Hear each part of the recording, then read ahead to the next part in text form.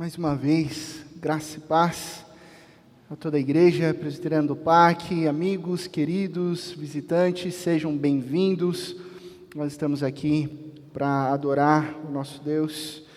Já estamos no decorrer do culto, cada momento, cada movimento é um ato cultico ao nosso Senhor, desde o bom dia, desde a recepção, desde o sorriso, desde o abraço, desde as canções, até o final, quando nós nos despedimos, também é um ato cultico, nós nos abraçamos, e agora esse é o momento da centralidade da palavra, onde, assim como nós cantamos e adoramos ao nosso Deus, ao amigo Cristo Jesus, que se fez servo, como o Yuri cantou aqui, e renunciou à própria vida em favor de nós, agora nós nos alimentamos dessa palavra real e verdadeira. E o texto de hoje é sobre uma narrativa de Cristo Jesus que se encontra lá no Evangelho de Mateus. Eu vou te convidar a você abrir a sua Bíblia no Evangelho de Mateus capítulo 4. O texto vai ser projetado aqui, nós leremos aqui o texto, mas é importante que você tenha a Bíblia aberta, é importante que você esteja atento ao texto. Nós vamos utilizar os fundamentos nesse texto, dessa reflexão. É um texto conhecido sobre a tentação de Cristo Jesus, Mateus capítulo 4, verso 1 a verso 11. Mateus, capítulo 4, do verso 1 ao verso 11. Diz assim a palavra de Deus: Então Jesus foi levado pelo Espírito ao deserto, para ser tentado pelo diabo. Depois de jejuar 40 dias e 40 noites, teve fome. O tentador aproximou-se dele e disse: Se és o Filho de Deus, manda que estas pedras se transformem em pães. Jesus respondeu: Está escrito, nem só de pão viverá o homem, mas de toda palavra que procede da boca de Deus. Então o diabo levou a cidade santa, colocou-o na parte mais alta do templo e lhe disse: Se és o Filho de Deus, joga-te daqui para baixo. Pois está escrito, ele dará ordens a seus anjos a seu respeito, e com as mãos eles os segurarão, para que você não tropece em alguma pedra. Jesus lhe respondeu: Também está escrito, não ponha à prova o Senhor seu Deus. Depois o diabo o levou a um monte muito alto, e mostrou-lhe todos os reinos do mundo, e o seu esplendor. E lhe disse: Tudo isto te darei, se te prostrares e me adorares. Jesus lhe disse: Retire-se, Satanás, pois está escrito, adore o Senhor, o seu Deus, e só a Ele preste culto. Então o diabo deixou, e os anjos vieram e o serviram. Até aí, vamos orar mais uma vez. Pai de amor, obrigado, Pai, pela Tua palavra lida, pela Tua palavra que é real, pela Tua palavra que é eterna, viva e eficaz, regra de fé e prática, útil para o ensino e viva para formar e transformar corações. Aqui nós nos rendemos totalmente à Tua soberana vontade, à Tua palavra, e pedimos, Santo Espírito de Deus, molde os nossos corações conforme o Teu poder que atua em nós. Aqui eu declaro, sou totalmente dependente. Sopra, Espírito Santo de Deus, sobre os nossos corações, para que saiamos daqui cheios do Teu poder, do poder da Tua palavra, que está entre nós. Em Cristo Jesus que nós oramos. Amém e amém. Esse é um texto bíblico muito conhecido. É uma narrativa conhecida, uma narrativa famosa, é uma narrativa que chama atenção até de pessoas que não têm tradição cristã por conta desse embate que Cristo Jesus, o próprio Filho de Deus, tem com o tentador, tem com o diabo. Jesus é tentado pelo diabo e resiste. Muito embora esse texto nos apresente a experiência de Cristo Jesus, nós não podemos esquecer que o Evangelho é uma mensagem para nós. O Evangelho é para nós como igreja. Ele se preocupa com o que a igreja é e com o que a igreja deve ser. Então essa mensagem não é apenas uma história distante há 2000 anos atrás, mas essa mensagem é viva para nós hoje. E nesse sentido nós podemos pensar, e se esta leitura do Evangelho não for apenas, presta atenção, sobre a tentação de Jesus, mas sobre a tentação que a igreja sofre E a igreja que ora, não nos deixes cair em tentação. E se pensarmos que o diabo constantemente trabalha em várias vozes, vozes de sedução, vozes de ameaça, que procuram nos convencer a não sermos igreja, vozes que procuram fazer com que nós duvidemos da nossa identidade como filhos e filhas amadas de Deus, porque é isso que o diabo diz a Jesus: se és o filho de Deus, ou seja, o diabo ataca a identidade. Ou vamos pensar na amplidão desse texto. E se for sobre todas aquelas vozes que procuram nos convencer a negarmos a nossa humanidade e identidade dada por Deus? Eu não preciso te dizer algo óbvio, preciso, que as forças que querem negar a nossa identidade por Deus estão por toda parte. Eu sei disso, você sabe disso. São vozes diárias, são vozes públicas, são ameaças pessoais, são seduções poderosas, manipuladoras e atrativas, que tentam a todo momento nos derrubar. Forças que nos afinam, forças que nos limitam e que nos enquadram até um ponto de que nós somos diminuídos ou sintamos diminuídos. Mas aqui nessa narrativa, Jesus Cristo é oferecido como um pastor, como um guia, como um modelo, como um recurso de como resistirmos às tentações, de como nós podemos afastar, sim, essas vozes, de como nós podemos decretar estratégias para sermos e vivermos aquilo que Deus nos chamou para sermos, aquilo que Deus te chamou para viver. Essa história nos apresenta Jesus, então, como um guia para um tipo de vida distinto. E aqui tem uma breve e importante introdução. Nós lemos que Jesus jejuou. Jesus jejuou por 40 dias, 40 noites. Jesus estava numa rigorosa disciplina espiritual, uma rigorosa disciplina de resistência. E essa narrativa, ela também no Evangelho de Mateus, quando você lê o Evangelho todo de Mateus, você vai vendo que Cristo Jesus é um tipo de Israel perfeito, que cumpre a lei e a vontade de Deus. Então todo o Evangelho de Mateus ecoa as mensagens do povo de Israel, ecoa Deuteronômio, Êxodo, Levítico, Gênesis, Números, ecoa. Quando Moisés esteve no Monte Sinai, jejuou também por 40 dias, 40 noites. O povo andou pelo deserto por 40 anos. Agora essa narrativa se move de Jesus para a igreja, de Jesus até nós, na intenção de abraçarmos a nossa identidade dada por Deus. Afinal, lá atrás, Deus chamou um povo para ser seu tesouro pessoal, sua preciosidade. E aqui Jesus está nos chamando a atenção para isso, para a nossa identidade. O lugar, aonde acontece isso? O cenário, deserto. Deserto é uma palavra muito importante na Bíblia, porque deserto na Bíblia é mais do que lugar literal. Deserto na Bíblia é lugar espiritual. É o lugar onde acontecem as provações. No deserto, Jesus é tentado. No deserto, o povo caminha 40 anos. No deserto nós enfrentamos provações. No deserto, Elias teve o ânimo renovado. Ele pensou que iria morrer. Ele não tinha vontade de viver. É no deserto que houve o ânimo. No deserto nós ouvimos a voz de Deus. No deserto, João Batista, que preparou o caminho de Jesus, desenvolve a sua vocação. No deserto. Nós passamos pelo deserto. Muitas vezes por consequência das nossas ações. Outras vezes, porque Deus nos matricula na escola do deserto.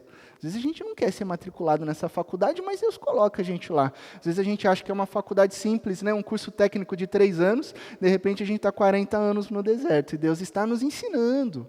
Deus está agindo, porque no deserto a gente acha favor, no deserto a gente acha graça, porque lugar de retirada, lugar de disciplina, lugar de provação, e é direcionados pelo Espírito, assim como Jesus, o texto diz que foi direcionado pelo Espírito para o deserto, que nós quebramos vínculos, quebramos dependências.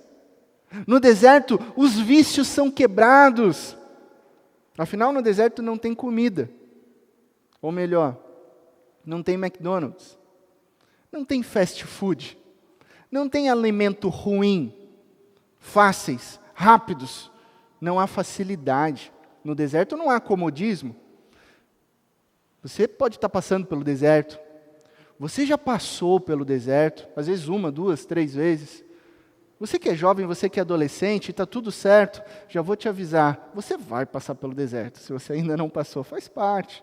A tentação, ela vai tentar o quê? Em tempos de deserto, absorver a nossa determinação, absorver a nossa intenção. A tentação quer nos fazer complacentes.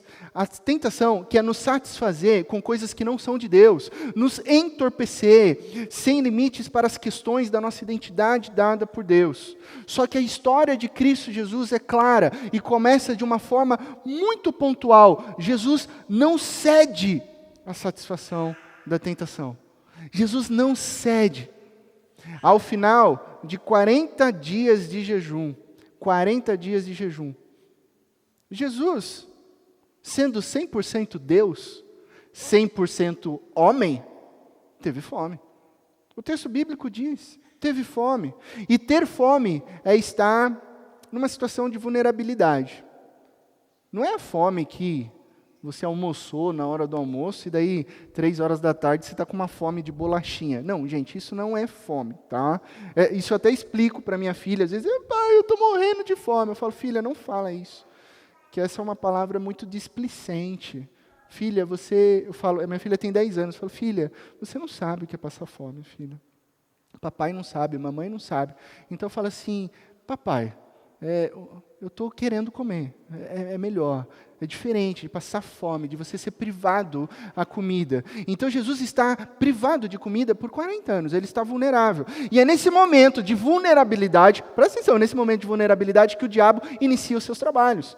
Olha só que interessante isso. Você já parou para pensar que quando estamos suscetíveis, quando nós estamos frágeis, quando nós estamos vulneráveis, nós somos atacados pelas vozes do mal? Que quando estamos expostos, é aí que os demônios nos atacam para que talvez nós desistamos?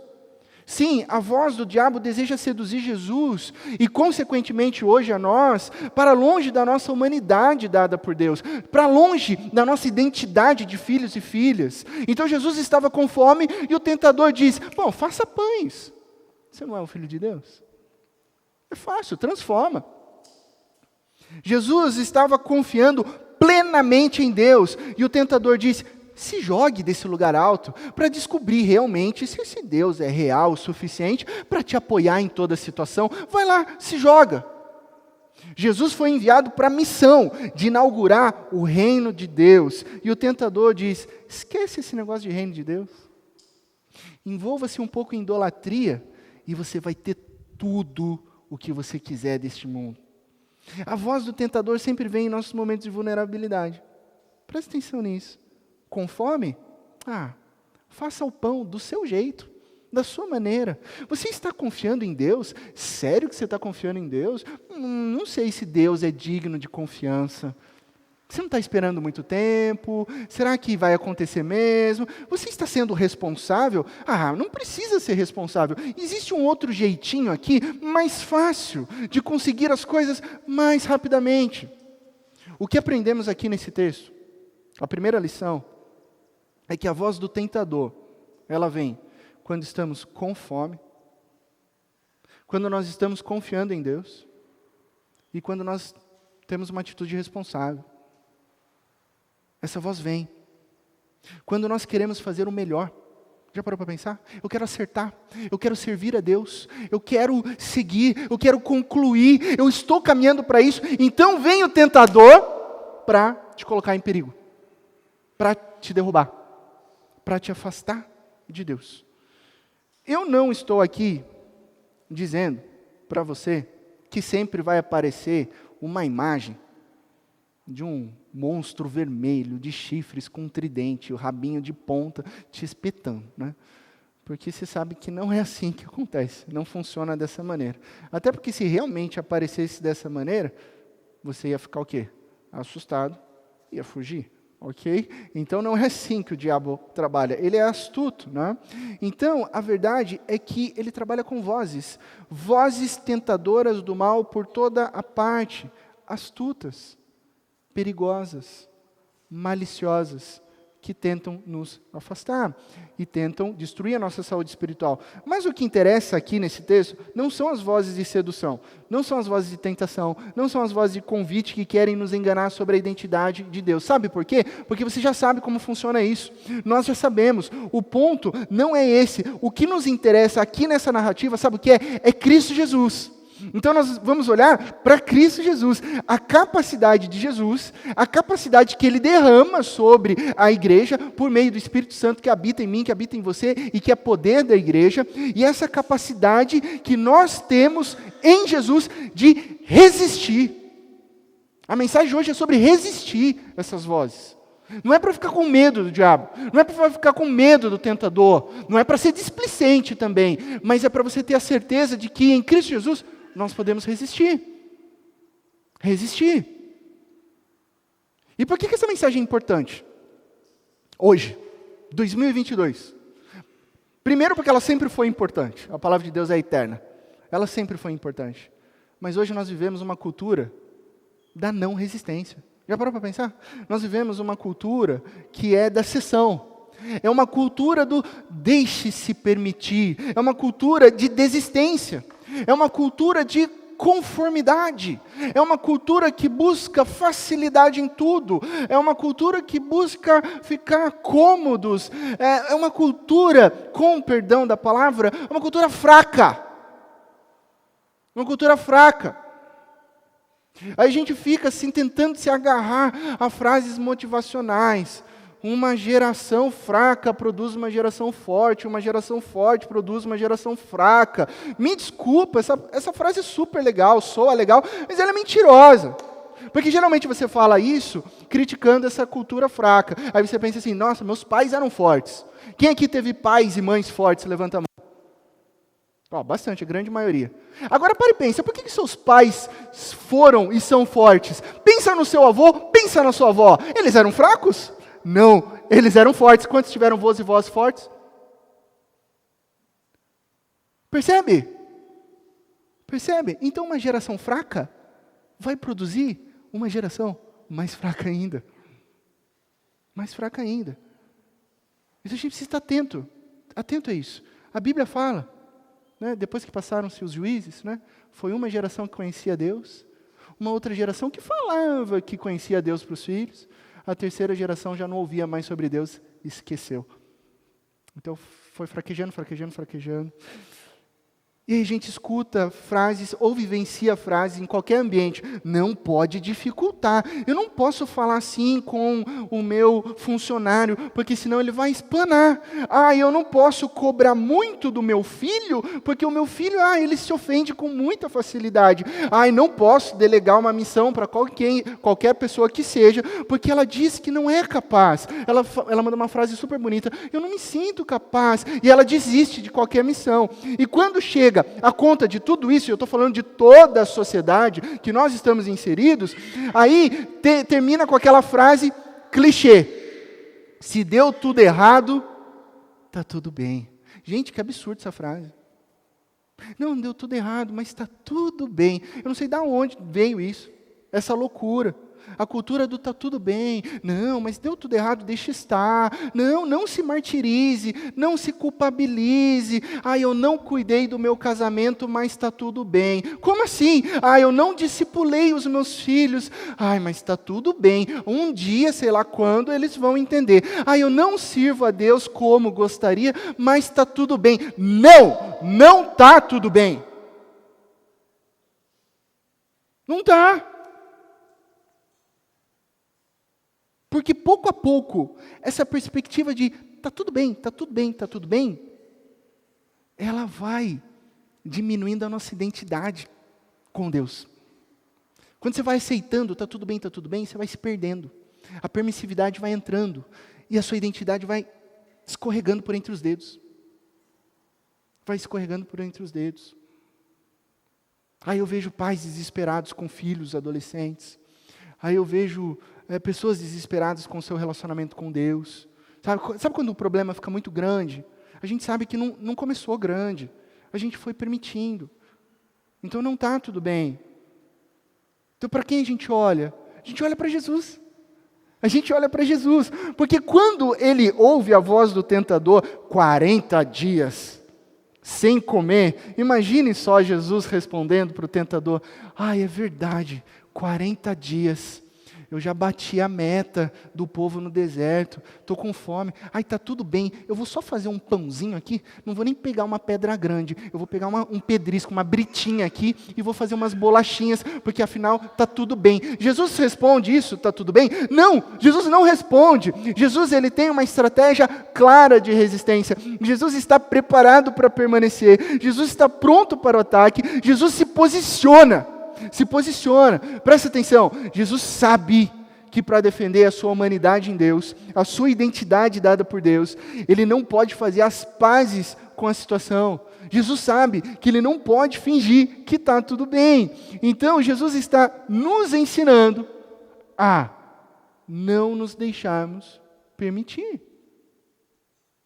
A gente não pode permitir que as vozes do mal ditem o que a gente deve ou não fazer. Na cultura da permissividade, Jesus nos chama a sermos fortes. Seja forte, valente, pronto. Esteja pronto com uma resposta clara, firme, contundente. Eu li um texto sobre um comentário sobre esse texto, né? Dr. Brueggemann, ele diz que o texto sugere que Jesus foi até grosseiro com o diabo. Ele foi claro, foi objetivo, foi resistente e foi grosseiro. E a gente percebe no final, né, quando ele diz: retire-se daqui. É meio que assim: cala a boca, saia daqui, saia da minha presença. Porque Jesus tem que ser forte, tem que ser firme para silenciar as vozes que atacam o nosso coração. Nós precisamos ser fortes. Nós precisamos ser objetivos, contundentes, para silenciar os ataques que vêm ao nosso coração. Jesus está com fome por causa do jejum, óbvio. Lhe é oferecido um pão mágico, mas ele diz: nem só de pão viverá o homem. O que Jesus está dizendo aqui é muito mais. Ele fala assim: nem só de pão viverá o homem, porque há mais do que pão. Jesus está nos alertando de que existe muito mais do que dinheiro. Jesus está nos alertando que existe muito mais do que lucro, muito mais do que comodidade, muito mais do que qualquer valor de troca. Há muito mais. E nesta frase tão familiar a nós, né, nem só de pão viverá um homem, Jesus está trazendo essa palavra lá de Deuteronômio capítulo 8, onde há um sermão de Moisés. Depois, olhando para a sua Bíblia, você vai perceber que ao final de cada frase de Jesus, deve ter uma letrinha. Essa letrinha te leva, ao final da sua Bíblia, a uma referência de um texto que Jesus está citando lá no Antigo Testamento. Né? Então é Deuteronômio capítulo 8, no qual Moisés está advertindo Israel sobre as tentações de serem bem-sucedidos e bem resolvidos. Presta atenção, como assim Moisés está exortando o povo quanto ao perigo de ser bem-sucedido? Bem resolvido? Pô, mas não é isso que todo mundo quer ser? Bem-sucedido, bem resolvido? Sim. Mas Moisés está dizendo: quando vocês chegarem numa terra prometida, que no capítulo 8, verso 9 de Deuteronômio diz claramente que nessa terra não falta absolutamente nada. Nada. É terra que mana leite e mel. Estava brincando com a Natália, ela está até sorrindo lá atrás, né? O Boticário tem um conjunto para você dar para sua esposa de sabonete, shampoo e condicionador e outras coisas a mais, assim, que é cheirinho de leite e mel. Então você dá para sua esposa para que ela fique com um cheirinho da terra prometida, tá? Então não estou ganhando nada para fazer, não é merchan, o Boticário não está me pagando nem nada, né? Mas quando eu olhei aquilo, eu falei: leite e mel, eu falei: eu já vi isso em algum lugar. Eu falei assim: então eles estão ganhando dinheiro agora vendendo cheirinho da terra prometida, né? Então lá não falta nada, lá tem leite, mana, mel, né? E aí Moisés está falando assim: lembrem-se, quando vocês se tornarem ricos. Lembrem-se, quando vocês estiverem autossuficientes, quando enfim conquistarem a tão sonhada independência financeira na terra prometida. Aí tem uma ordem no texto bíblico: lembrem-se, É para lembrar. Lembrem-se de uma época anterior. Lembre-se daqueles tempos perigosos de deserto, em que você e a sua família não tinham o suficiente, onde você e a sua família, as crianças, os idosos, não sabiam qual seria a próxima refeição. Lembrem-se quando o próprio Deus os humilhou e os deixou passar fome no deserto, a fome de quando jejua, e que então lembre-se que foi o próprio Deus que concedeu comida, que concedeu maná, o maná que foi suficiente para guiar o povo. Lembrem-se que vocês aprenderam a viver de uma maneira diferente, a viver sustentados nas promessas de Deus,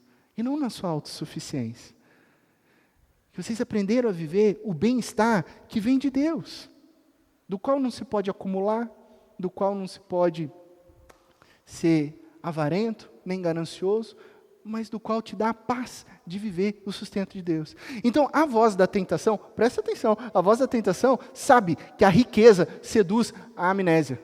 Você vai ficando rico, você vai ficando autossuficiente, aí você vai ficando esquecido, você vai ficando com amnésia, você vai esquecendo quem era Deus, você vai esquecendo o tempo onde você foi sustentado por Deus, e a abundância pode te levar ao esquecimento, né? Lembre-se, aqui eu vou só fazer um parênteses aqui, gente, porque eu não estou dizendo, e eu preciso fazer esse recorte, eu não estou dizendo que é pecado ser rico. Não, a Bíblia não diz isso. A Bíblia diz que o dinheiro é a raiz de todos os males. É isso que a Bíblia diz. Jesus fala muito sobre o dinheiro, alertando contra o perigo do dinheiro te controlar. Esse é o ponto. Esse é o ponto. Então, a abundância, ela pode gerar em você gratidão e generosidade. Esse é o caminho bíblico. Eu sou grato a Deus. Jó soube administrar suas riquezas, ele ofertava, ele era generoso, ele se preocupava em adorar a Deus. Então a abundância pode te levar a um caminho de gratidão e de generosidade. Mas quando Jesus fala que é muito difícil um rico alcançar o reino dos céus, Jesus está alertando que a abundância, na maioria das vezes, te leva ao esquecimento. Esquecimento de quem é Deus. Esse é o perigo. Então é isso que Jesus está alertando. E Jesus tem isso gravado no coração. Quando o tentador vem, nem só de pão viverá o homem, mas de toda palavra que procede da boca de Deus. Jesus rebate firmemente. O tentador continua. Olha para o seu texto e convida Jesus a checar se Deus realmente pode ser confiável. Como? Jesus pula de um lugar alto, vê se Deus vai te pegar. Não é Deus não falou que ia sustentar? O tentador, ao mesmo tempo, coloca Jesus em uma situação de perigo e tenta forçar Deus a agir. Olha só o que o tentador faz. Coloca Jesus numa questão de dúvida e de perigo e tenta forçar Deus a agir à maneira do diabo e não à maneira de Deus. Só que Jesus diz, não põe à prova o Senhor seu Deus.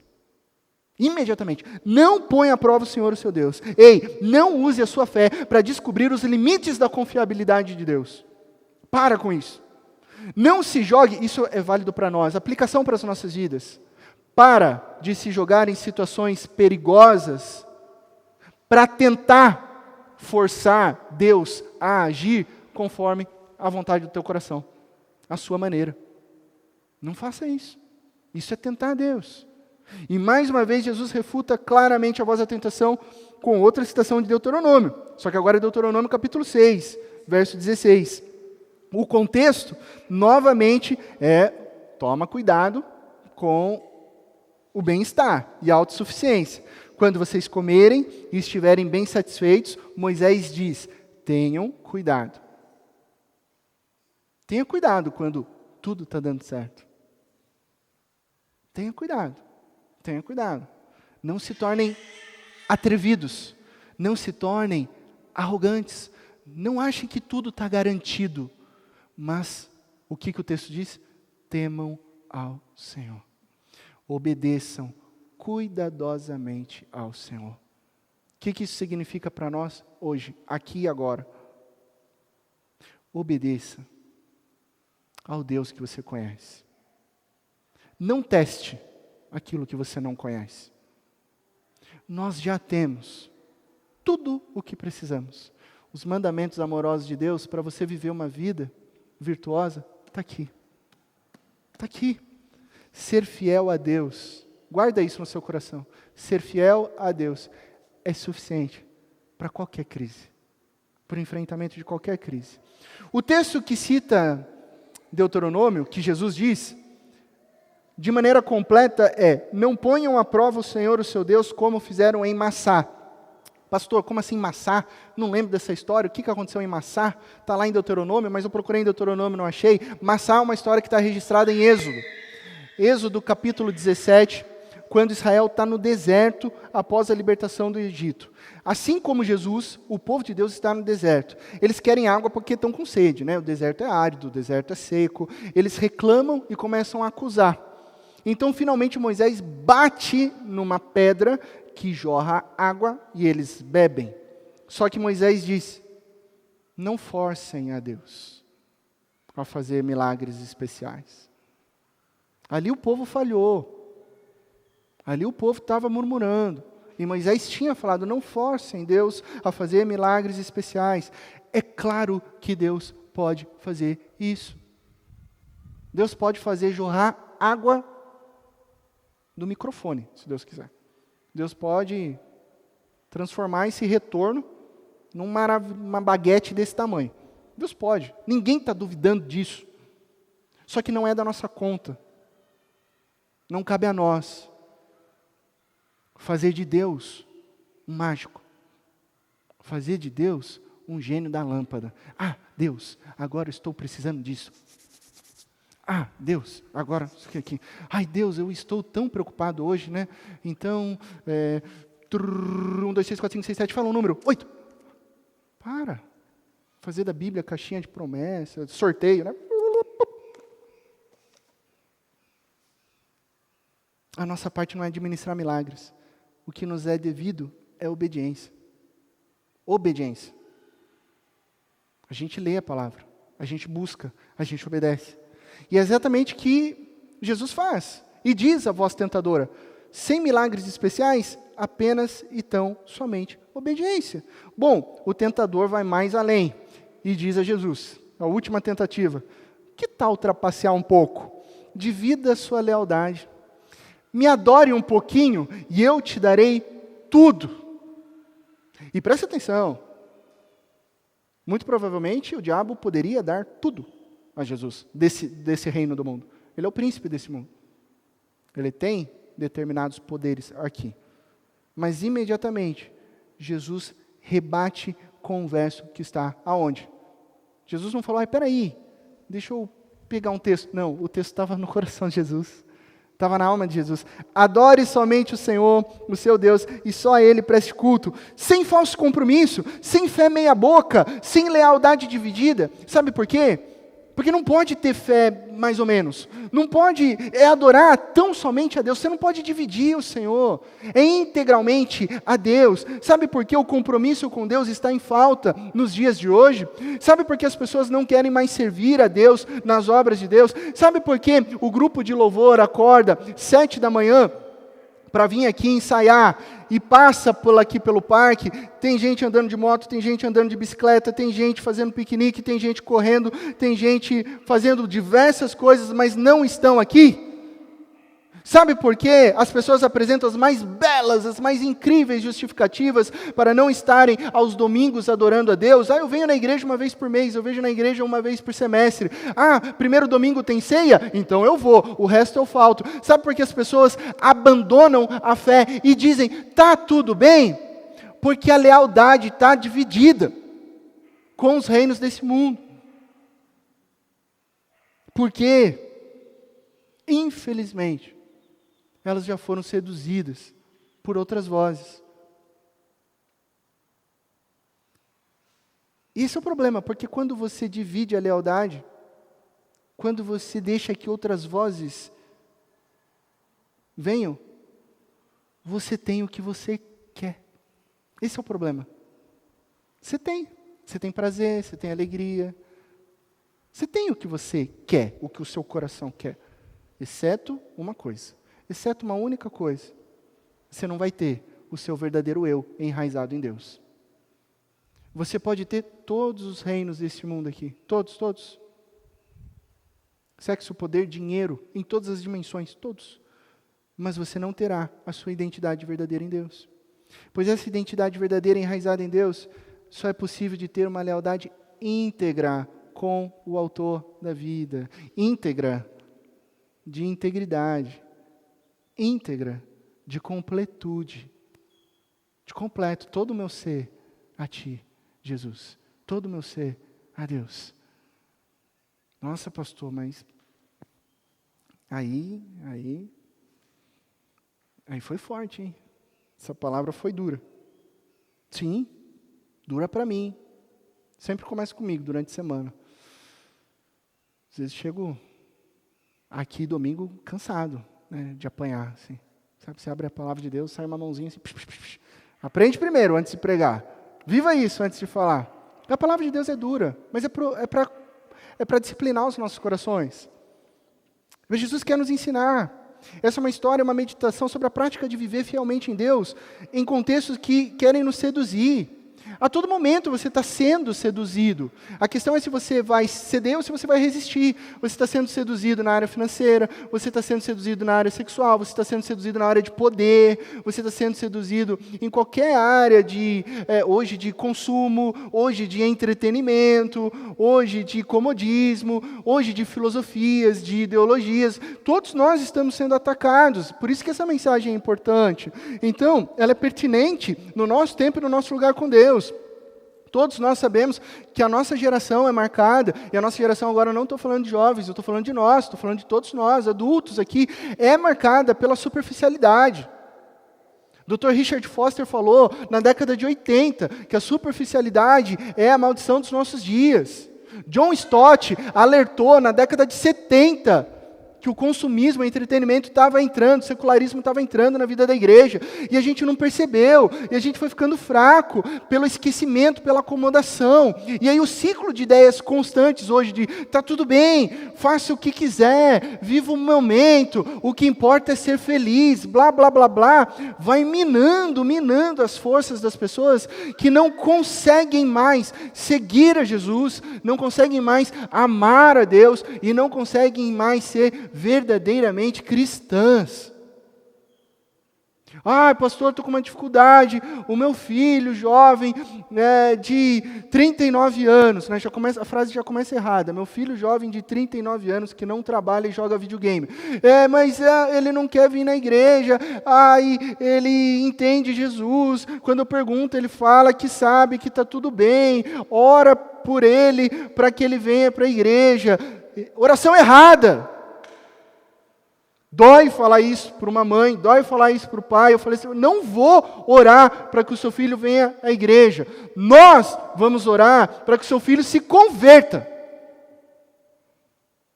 Nossa, pastor, mas ele é batizado. Eu falei, mas ele não se rendeu a Jesus. Porque o tempo foi passando, foi deixando, foi esquecendo. Precisa se render a Jesus. É oração por conversões. A gente precisa pregar o evangelho. Jesus é a resposta para essa sociedade. Parece que eu estou trazendo uma palavra dura e forte, mas a sociedade está sofrendo. As pessoas estão sofrendo nessa cultura da permissividade. As pessoas estão perdendo famílias. As pessoas estão perdendo filhos. Tem pais que abandonam família, abandonam filhos para tentar o sucesso, o dinheiro. Chega depois, numa fase final da vida, perdeu. Os filhos são irreconhecíveis. Por quê? Porque viveu essa cultura. Então nós precisamos levar a palavra de amor, de Cristo, de graça. E destruir esse ciclo de está tudo bem. Porque é muito triste. Por isso que a gente está aqui como igreja. Sabe por que a gente está como igreja? Porque quando a gente se reúne aqui para cantar, para ler a palavra, para adorar, em comum unidade, em torno da palavra, nós estamos aqui pedindo que o Espírito Santo ilumine as nossas vidas. E assim, nessa vida comunitária, nós conseguimos refletir o que é a vida e sermos humanos, com uma identidade enraizada em Deus e não neste mundo. Nós precisamos de Cristo, eu preciso de você precisa de mim. Nós precisamos orar uns pelos outros. Quando você precisa de um conselho, você procura o pastor. E eu também tenho a total abertura de quando eu precisar de alguém, eu vou procurar vocês. porque eu sei que vocês oram por mim, eu oro por vocês. Isso que é a igreja. E a gente reflete sobre uma vida enraizada em Deus. Nós, como Jesus, somos abordados por vozes que não dizem nada que é bom. Nós, como Jesus, estamos no deserto da confusão, com poucos recursos. Nós, como Jesus, somos colocados em situações onde aparentemente estamos de mãos vazias. Mas, na verdade, nós não estamos. Nós temos a palavra. Jesus tinha Deuteronômio no seu coração. Ele tinha a palavra de Deus na sua alma. Ele tinha um profundo recurso de memórias de fé, eternas e confiáveis. Jesus, presta atenção, Jesus não estava sozinho. Jesus não estava sozinho, mas ele estava na companhia da voz de Deus. A voz de Deus que fala ao coração. A única voz confiável, a única voz fiel, a única voz verdadeira que dizia quem ele era. Por isso que toda vez que o diabo falou, se és o Filho de Deus, se és o Filho de Deus, Jesus sabia no seu coração que o Pai estava falando, você é meu filho, você é meu filho, você é meu filho. Isso é maravilhoso. Que quando a gente percebe o que Jesus fez, descobrimos que na verdade Jesus não estava em risco diante do tentador.